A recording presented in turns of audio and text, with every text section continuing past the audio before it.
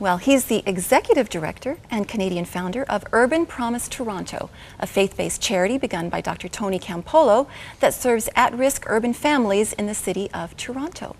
As well, Colin McCartney is an ordained minister, an in-demand speaker, an author of his latest book, The Red Letter Revolution. Colin, welcome back to Full Circle. It's good to be here with you ladies again. It's so good to have a guy on the couch, isn't it? Yeah. Someone asked you. It's great to have a guy on the couch. Someone asked you before we came on air, are you scared? Of course I'm scared. I mean, I've read the bio on the show on the internet. It says that when ladies get together over coffee on a couch, the conversations turns to matters of the heart. Oh. Guys don't talk about matters of the heart. Come on, Colin. We talk about matters of our stomach, but we can't. That's Sorry, a there different will be no language for us. sports scores on this Exactly, program right. today. It'll be Sorry like a about that, season Colin. ticker across your sports ticker across. How many men later. are watching this show? That will tell you everything. Well, you never know. I'll get bugged about this. I'm going to get it for this. Then you know they're watching. Yeah, I exactly. want to let our viewers that when I refer to the guy who did the Tom Cruise on this couch, no. this is the guy. Don't you joke about not When I having jumped up matters and of And the he down. heart. jumped up. I was going to say, are you going to jump I'm up in and love down? with my wife. Which is a good thing. Yes. More guys should If you do want to that, do that, right? go ahead. Jude would love it. Okay, now, I love my wife. Colin, the name of your book is The Red Letter Revolution. Yes. But before we get into what this is all about, I know that God did a revolution in your own life about 5 years ago. We have to touch on that story first. Boy, you know, people saying you have a life-changing story to say, but make it quick because we got to talk about this other book. But yeah, I mean, 5 years ago in our ministry, we had a hard time. We had a young man murdered who worked with us. We had a little boy drown in an accident. And so I had two devastating, horrible experiences. And I went away to get my head screwed on straight on a sabbatical. And the second day of my sabbatical, I was in Hawaii. I was in the ocean for the first time on the sabbatical. And I caught a wave, and the wave just took me higher and higher. And then pile drove me head first. I hit my head on the bottom of the ocean floor, and I was paralyzed from the neck down. So, you know, you have a death, a murder of a young man, a drowning of a little boy, and now I'm paralyzed, drowning in the water.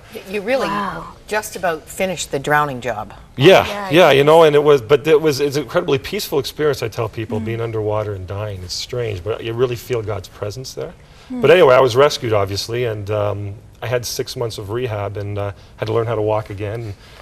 But it was a wonderful, look at that picture of me. There I am in Maui Memorial with my children. Maui Memorial Hospital and a couple of friends. And But the most significant restoration was of the heart. well, that's, you know, you had 6 months. I was a very busy activist type of personality, and now I couldn't do anything for 6 months.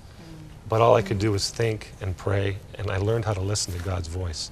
I became a monk, forced contemplative, and it's revolutionized my life, as you talked about, a revolution inside. It's like the ultimate sabbatical. Yes, it was weird. God has his ways Really? of giving sabbaticals. You know. I was expecting Hawaii, I was on my way to Party fun. Australia to rest, and bang, you know. But God, He made that sabbatical an incredible experience. Changed my life. You know, when God gets you alone to that quiet place, that's when He can really speak into the depths of who you are. I know. And you've got to be broken. Yeah. You know, you've got to get rid of all that stuff in your life so there's nothing left. And then God says, now I can fill you. Because there's so much junk in there blocking Him. There is beauty in the brokenness. And that's what caused the jumping up and down on the couch. I was so excited. Okay, now, did he physically jump up and down on the couch? Well, he just kind of... Did I really? Did you really? Well, I kind of just, I get excited. I get Do that excited. again. No, I can't do that again. Now, we know that you're excited about this book, Yes. The Red Letter Revolution, and the subtitle, If We Did Revolutions Jesus Way. Right. What do you mean by that?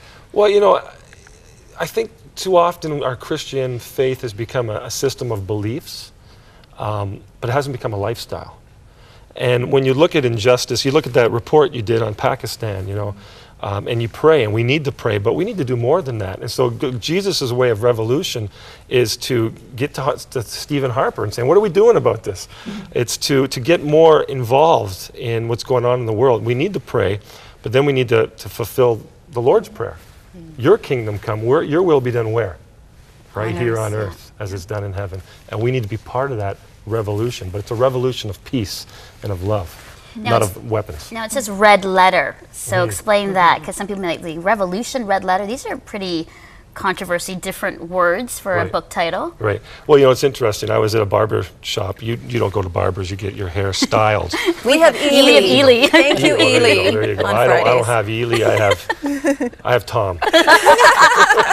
And all Tom does is he gets the little zoo, zoo, zoo, and I'm out of there in 5 minutes. Right? But we talk at the barber shop, and we talk about stuff. I'm sure you do the same thing.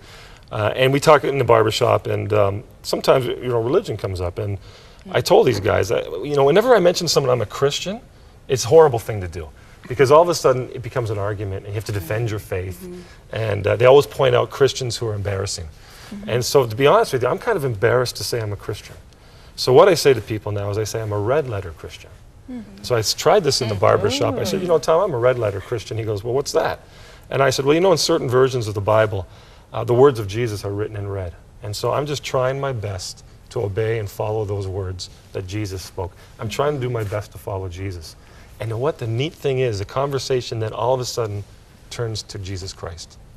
No longer arguing about the faith. It's all about Jesus. It's Not no longer about religion. And religion. that's the bottom line. Yeah. That's the bottom line. You know, this book, I don't know if you felt this, girls, I wasn't very far into it before I thought, this needs to be on the syllabus of every Bible school curriculum, because it's a history lesson. It's a rich history lesson.